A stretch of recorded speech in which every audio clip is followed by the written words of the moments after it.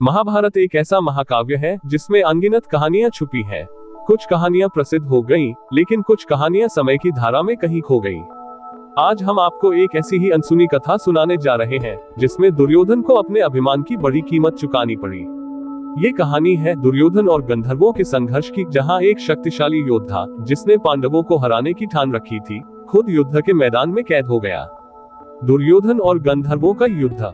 प्रस्तावना: महाभारत के वनवास काल के दौरान पांडव अपने 12 वर्षों के वनवास में थे और दुर्योधन इस अवसर को पांडवों का अपमान करने के लिए इस्तेमाल करना चाहता था। उसने अपने मित्रों कर्ण, दुशासन और शकुनी के साथ मिलकर एक योजना बनाई।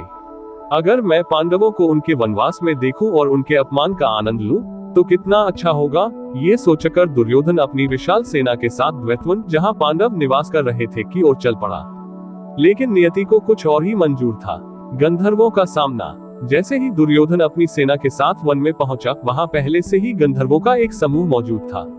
गंधर्व देवताओं के समान योद्धा और कला में निपुण होते हैं। उनके राजा चित्ररथ ने दुर्योधन को चेतावनी दी, ये स्थान हमारा है, तुम इसे छोड़ दो।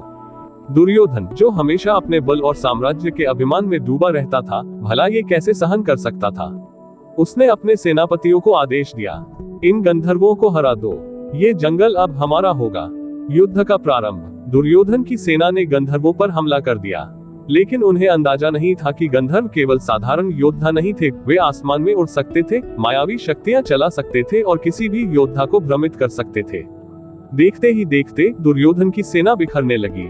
कर्ण और अन्य योद्धाओं ने पूरी कोशिश की, लेकिन गंधर्वों की शक्ति के सामने टिक नहीं सके।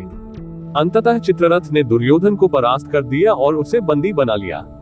दुर्योधन की बेइज्जती। जब खबर चारों ओर फैली कि हस्तिनापुर का युवराज खुद बंदी बना लिया गया है, तो कौरवों की प्रतिष्ठा को गहरा आघात पहुंचा। दुर्योधन की सेना में हड़कंप मच गया। कोई नहीं समझ पा रहा था कि क्या किया जाए। लेकिन तभी किसी ने पांडवों को ये खबर दी। पांडवों का अप्रत्याशित निर्णय। जब युधिष्ठिर को पता चला कि दुर्योधन बंदी बना लिया गया है, तो उन्होंने भीम और अर्जुन से कहा, हमारे शत्रु को बचाना हमारा कर्तव्य है, क्योंकि वह हमारा भाई भी है। भीम को ये सुनकर आश्चर्य हुआ। उसने कहा, ये वही दुर्योधन है जिसने हमें वनवास में भेजा, उसे उसके हाल पर छोड़ दो। लेकिन युधिष्ठिर अडिग रहे, नहीं, ये हमारा धर्म है कि हम उसे बचाएं। अर्जुन ने तुरंत अपनी गदा और धनुष उठाया और गंधर्वों से युद्ध करने चल पड़े। भीम, नकुल और सहदेव भी साथ हो लिए। गंधर्वों ने पांडवों का सम्मान किया और उनके अनुरोध पर दुर्योधन को छोड़ दिया। दुर्योधन की हार और आत्मग्लानि। दुर्योधन इस अपमान से टूट गया। उसके सबसे बड़े शत्रु पांडव ने उसकी जान बचाई थी। वह सोचने लगा, मैं इतने वर्षों से अर्जुन और भीम को हराने की कोशिश कर रहा हूँ, लेकिन जब मैं संकट में था तब उन्होंने ही मेरी रक्षा की।